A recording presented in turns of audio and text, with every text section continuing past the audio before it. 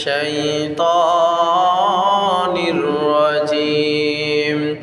بسم الله الرحمن الرحيم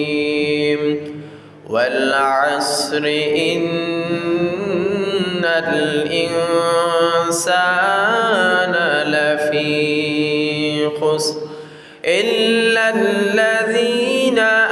آمنوا وعملوا الصالحات وتواصوا بالحق وتواصوا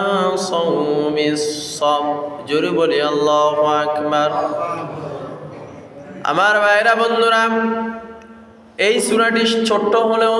এই সূরার ভিতরে 3টি আয়াত রয়েছে, কিন্তু এই 3টি আয়াতের অনুধাবন যদি একজন মানুষ নিজের অন্তর দিয়ে বিবেক দিয়ে যদি চিন্তা করে, তাহলে একজন মানুষের হেদায়েতের জন্য, একজন মানুষের জীবন পরিচালনার জন্য এই সূরাটি যথেষ্ট হয়ে যায়। কেননা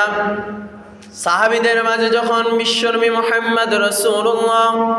সাল্লাল্লাহু আলাইহি ওয়াসাল্লাম যখন এই সূরা নিয়ে আলোচনা করতেন কিংবা কথা বলতেন, তখন সাহাবীরা